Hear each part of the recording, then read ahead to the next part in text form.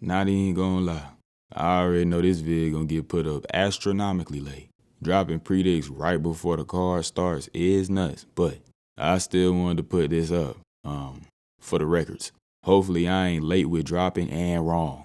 The battle for Africa finally taking place this weekend, and even though it's 100% lost a lot of the steam it originally had, I'm still excited and I think you should be too. It on paper, at least, appears to be a tightly contested style clash that genuinely could go either way. Both guys have realistic paths to victory. Now Izzy is the far better striker, at distance, much deeper bag, and footwork that I don't know how Dricus gonna go out there and actually end up dealing with it. Contender Izzy has always been a little different too. Really having something to fight for has always brought the best out of dude. He also cried in front of the entire world, so maybe that'll serve as additional fuel to the fire. For the last couple of days, I ain't gonna lie, I've been leaning towards Izzy. I can clearly see the play already.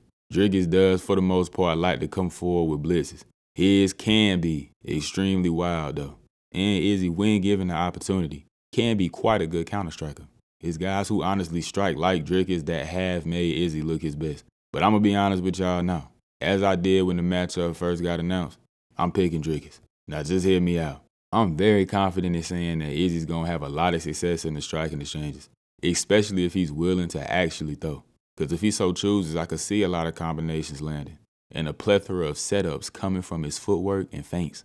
Also, his two best weapons. His jab and leg kicks should do very well against DDP specifically. What I cannot ignore when it comes to Dricus, though, is both his attributes and how smart he is. He is primarily an attribute-based guy. One of the best examples of it the organization got right now. He built like an ox, and when he hit people, or just get his hands on them, you can see how strong he is. But his fight IQ is what scared me the most.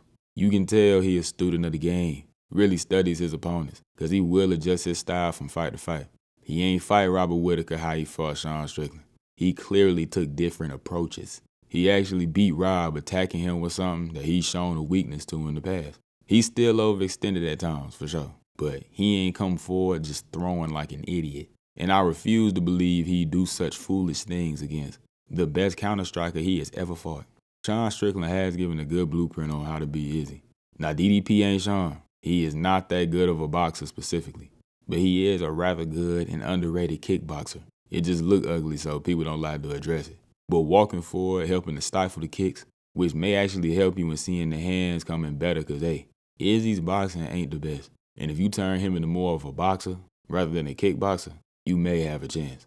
And I can already see DDP using a lot of front kicks or just chambering them to move forward and deal with leg kicks just like Sean did. The biggest key for Dricus is smart pressure and fighting behind his jab, Bilal Muhammad style. He need to draw out a few certain cues. Izzy is a habitual leaner away from shots. Seeing that'll open up the body, either for strikes or takedowns, which leads into the fact that Dricus, Izzy, the whole world all know Dricus' best and most realistic path to victory will be found on the ground. Because if the fight hit the mat, it might get ugly.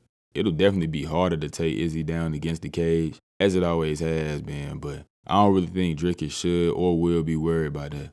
Just getting hands on the man at any part of the octagon may just result in a takedown. I don't know, bro. It's tough. Very close fight that could go either way. I can see Izzy starching dude, but real talk, Dricus has been defying logic for a while now. He low-key transcends logic. And me personally, I'ma stop ignoring it and just pick Dricus. Steve Erceg versus Kakar France is a cool fight.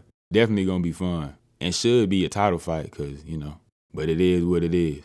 I think Steve poses a lot of problems for Kai, I won't lie. He's tall, long and rangy, and has great boxing. Specifically a real good jab.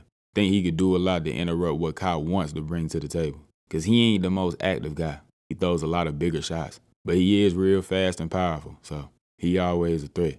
And I actually think that's the way he win. Catching Steve with something nasty, cause he probably is faster.